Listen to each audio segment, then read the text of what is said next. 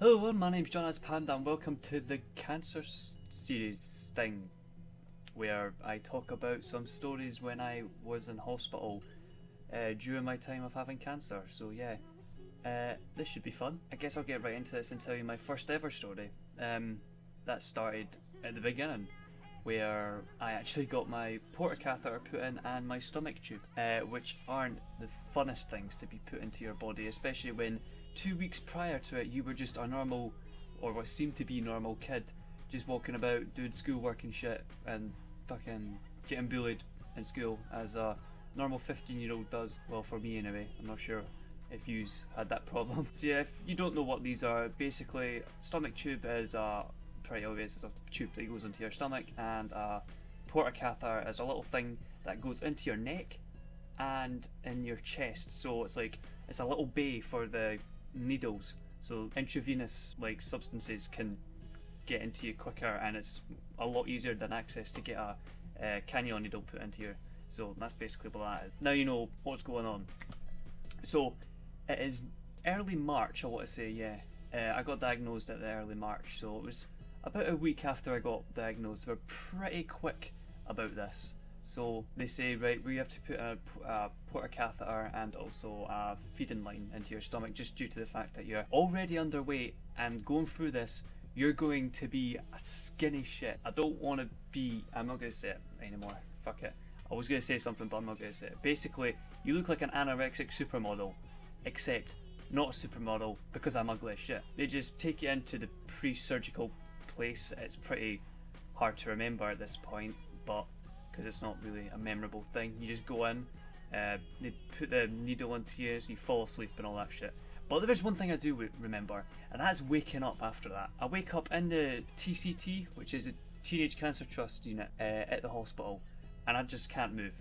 Like, I'm just there like a statue. I can move my eyes and stuff. As soon as I go to move my head, I'm like, oh shit. And this tube that's in my neck is so fucking sore. You move it, it's like, ah, and it's ah. And then you try and sit up, but you can't because you've got a stomach tube in you that's fresh. Someone's drilled a hole in your stomach. And if you tug that once when that's fresh in, it's pretty fucking painful. To my surprise, I thought that, oh, it can't get worse than this, can it?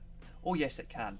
Once a day, you need to turn this stomach tube around in a 360 motion in order for it not to stick and risk infection. So you need to spin this tube.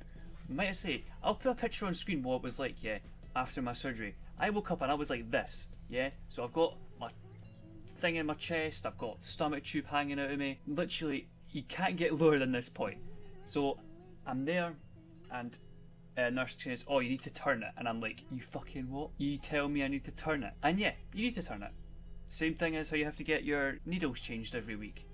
It's just to reduce infection and to keep it clean. So I have to go onto my stomach. At this point, I don't even want to be awake. I just want to sleep through the whole of this shit. I don't even want to be there. I was like, can you just put me in a medically induced coma and I can just ride this thing out in my sleep? This is what the point I'm at. And so I need to go spin it all the way around. And I can tell you, I thought this was the most painful shit that I could ever experience, until a week later when a nurse accidentally pulls on it. And I can tell you, I felt like my entire intestine was going to rip out with it. It's not fun. And then after that, you get told, oh, it's going to be fine. You can put on this little numbing cream before you get in your needles, and you don't feel it, even though you do. It's just a placebo or whatever the fuck they call it.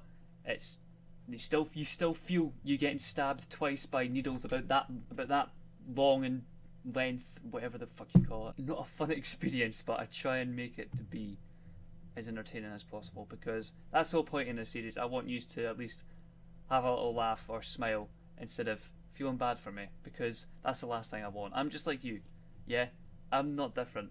I might have had a few bumps and humps, but no, not bumps and humps, no. A few bumps and a lot of dips, but just like anyone else, shit happens. And that's the lesson of this first video. Even though at the start you think it's going to be shit, it's always going to be shitter. Yeah, tomorrow I'll be uploading it again.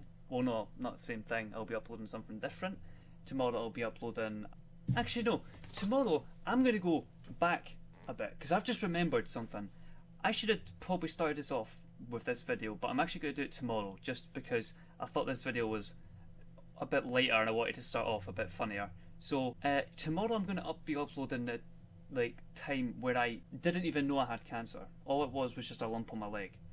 It is a pretty wacky experience, but I do want to tell you about it.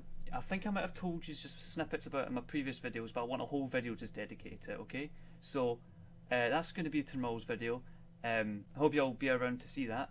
If you did like this video, please leave a like on it. It does really mean a lot to me. But yeah, thank you all so much for watching, and I'll see you all next time.